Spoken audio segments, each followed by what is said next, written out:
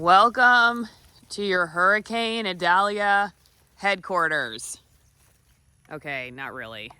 I don't even know if I'm saying Idalia right. Anyway, this is the calm before the storm. As you may have heard, we have a hurricane coming right at us. Well, it has shifted a little bit north of us. We are about an hour or so north of Tampa. Pretty close to the water, but not close enough that we think we're going to have significant issues with a storm surge. We're at about 27 feet elevation. That's just hilarious to say compared to where we were in eastern Washington. And if you're sitting here thinking, wow, you moved to Florida just in time for a hurricane, and this area, and I'm pretty sure like the Big Bend area of Florida where this hurricane is really supposed to hit is without hurricane like this for 150 years or something ridiculous. So it's been a long time since this area has faced a major storm, and we are here just in time for it. So thanks for the housewarming present, Florida. We really appreciate it. Anyway, back to our preparation plans. As you can see, we have pretty much done nothing as far as the plants out here are concerned, and they're all going to have to go inside. As you remember, if you saw my video, we got these beautiful new fruit trees we're very excited about, and this mango tree was knocked over this morning just from the little wind we got last night. We got some really epic lightning and thunder last night. It was so loud and it was just so bright, and I mean, I'm shocked the kids slept through it, but thankfully they did. It was shaking the house at times. It was so loud. My memory of hurricanes, because I grew up in Florida, is not so much like lightning and thunder is the issue, though lightning has been an issue out here with power since we moved in. We do get lightning strikes that take out the power for a couple hours, but with hurricanes it's the wind. And so you just want to make sure that, you don't have projectiles that are going to go through your windows. And obviously stuff like this has got to come inside. This is not going to sustain the winds. My little greenhouse, obviously, but it's not just the wind. These things will get soaked. So all this is going to go in. The trees are going to go in. We're probably going to put them in the barn workshop area. I hope my little corn this is what I call it, my corn get it? Because it's corn in the corner. These guys have done so well. I've been so happy with how corn has grown right out of the ground. And so, yeah, this is my little corner. And these guys are just going to have to ride it out. I hope the best for you all. We're just going to hope the best and just cross our fingers that we're not going to have to buy corn at the grocery store this winter. These guys are going to survive it. But if it doesn't, you know what? We'll just plant more. They've grown really quickly, so hopefully that's all going to be fine. Now, I have been getting a lot of messages about Sassy, the Wonder Horse, and all of our animals that we have here. What are we going to do with them? And the answer is they are also going to ride it out with us. I think if we were having a Category 5 come right at us,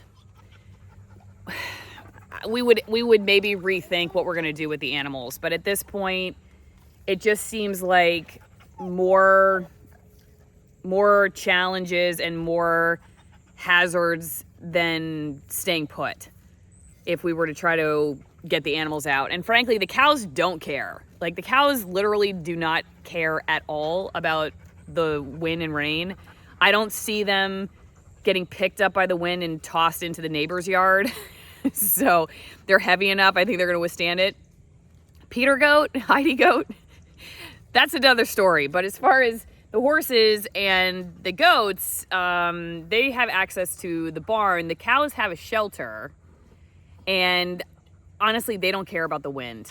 They were out last night with this crazy lightning and thunder. Everybody's fine. And I have never once come out here and noticed the cows even noticing the rain. So I'm not really worried about the cows. I think they're going to be fine. If you're wondering, though, which animal cannot stand the rain, it's these guys. These goats, well, all goats, I think, hate getting wet. They hate every part of their body getting wet. They don't want to even walk in wet grass. So if there's going to be one animal that's totally traumatized, it's the goats. Luckily, the goats have a very nice stall, which I will show you in a second. They're going to be hunkered down, all kinds of dry, and they'll have the horses guarding them. They're going to be fine. They'll have hay and water, and we'll try to keep the trauma to a minimum. But I can assure you that these are the two. They're on the opposite spectrum as the cows. The cows don't mind. The goats, one drop of rain falls from the sky, they are running for the hills. And that's just the way it is with goats. So if you live in a very wet area and you have goats, you definitely want to have a shelter for them. Freckles, what do you think? You just want to ride it out here, dude? Freckles, as long as he has food, he's not going to care. As long as he's got his food, he does not care. He'll ride out whatever you bring at him. Whatever adventure comes his way, as long as he has a meal, that's all he cares about. Sassy, she just wants her buddy around. Her love language is companionship. Freckles' love language is food. Now this is going to be the major task of today, is getting the stuff in here, in this covered area of the barn, secured. Because all this stuff is gonna go flying. We gotta get this tarp secured. This is covering the hay, keep the hay from getting wet. You know, saddles, Lily's little pool over there, ladders. You know, this stuff in the winds we're getting could become really dangerous. So this is the kind of stuff, if you're in a storm path like this, you know, you're probably thinking big, but the little stuff is actually really important to pay attention to, because as I used to be a TV news reporter, as many of you all know, I've covered many hurricanes and big storms, unnamed storms. Honestly, it's funny because my experience was that the storms that we were not prepared for in the news business were the worst. And the ones where we were like wall-to-wall coverage for a week in advance, those were the ones that ended up just puttering out. This is the extra latch here that keeps the goats from pushing the gate open, because if you just do this, they can push this enough, they get through. They're real sneaky little critters, those goats. Anyway, like I was saying, the hurricane coverage that I have done in the past, or just like storm coverage that I've done in the past, it was always the storms that we were not prepared for that just kind of came out of nowhere that ended up being the worst. And the ones where we were telling people, get out and get these supplies, and we just do nonstop coverage for days at a time, it just typically was like nothing. Or they would change direction at the last minute and go haunt someone else, and we'd be like, oh, but anyway, it's still really bad here for some other reason that we're going to try to make up for you. This is the barn, as you all see here. It's pretty sturdy. Again, this is the first major storm that has probably hit this house, you know, in a while. So we can't necessarily say that, you know, it's withstood years of storms or anything. Our house has been here since the 70s. I'm sure there have been bad storms that have come up this way. I don't know about a Category 3 hurricane, which is what this is expected to be. But this barn is really sturdy. You know, you can see we've got multiple stalls here. So the horses have plenty of room with the goats. And, you know, they're going to be okay. This is where we typically have been putting the goats.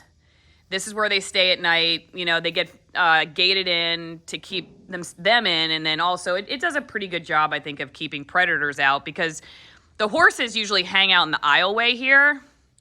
And so they stand here, and I think they act as a deterrent for predators, which is pretty interesting. It was kind of an unexpected consequence of having the horses and the goats in the same area. So that's been great. So we're just going to put the goats in here as usual.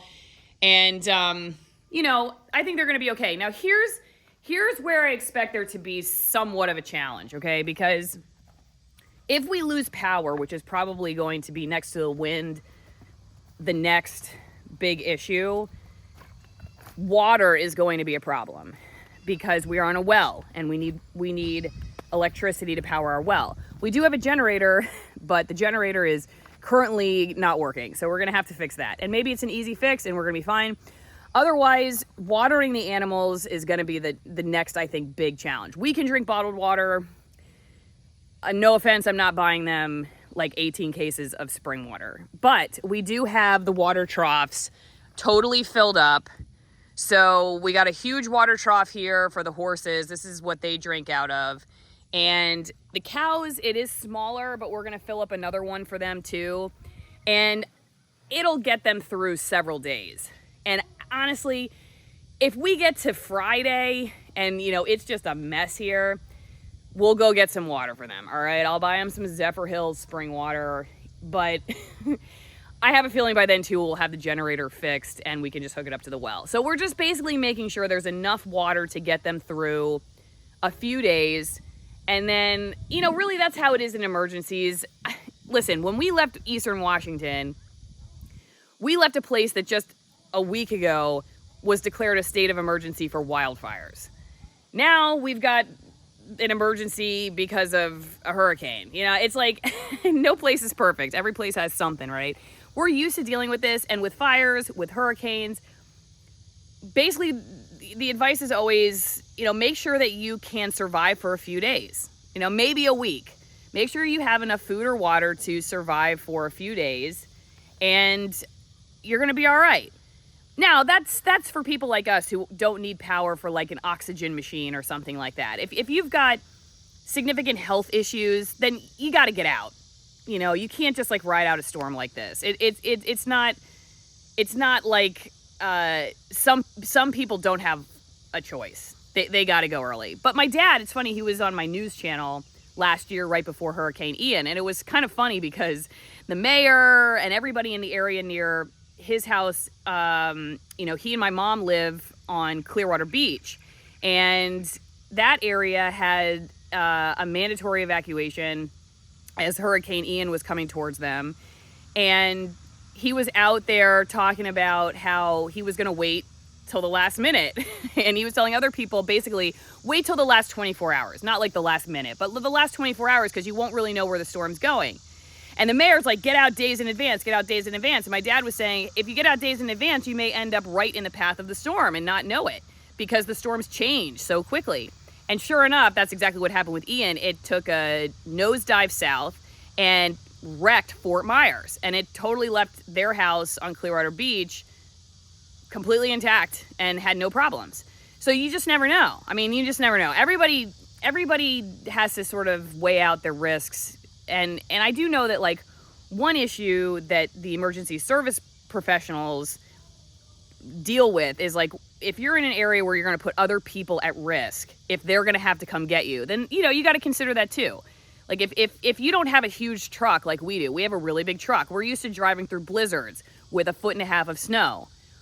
We can clear a significant amount of water. We're not driving a tiny little car that's going to get washed away in 6 inches of water. Do you? If you have a car like that, you might want to consider your plan differently than we are. We're young. We're young. We don't have any health issues that require power. We have stocked up on water and batteries, flashlights, food. We've got a grill that runs on fire charcoal. My husband was a special operations Marine. We feel like we can take certain risks that maybe other people can't. So anyway, that's our plan. Our plan is to stay here. The animals, we think, are going to be fine. Honestly, sometimes with hurricanes, it's better to not have shelter for the animals and just let them be out, right? Because then, they don't have to worry about buildings crashing down, or at least they have the access to get in and out.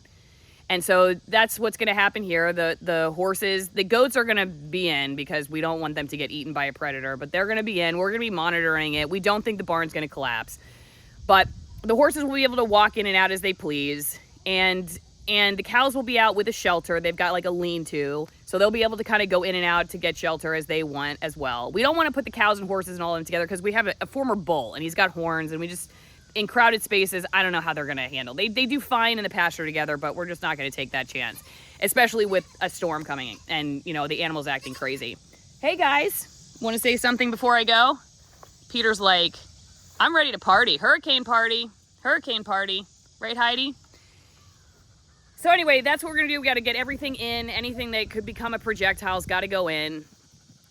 And we've got our hurricane supplies, and we got a lot of stuff for Lily to do artwork and just play games. I'm going to make a brisket starting in about an hour. Going to slow cook it in the oven. So we've got, an easy dinner. And that's it.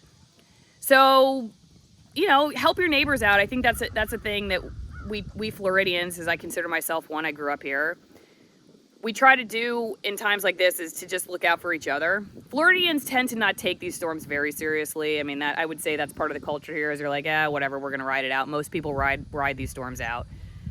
And we do try to look out for each other. And I think living in an area like this, we went out to get gas yesterday. It was a little bit of a nightmare. There's a lot of people trying to get gas. We just wanted to fill our tank.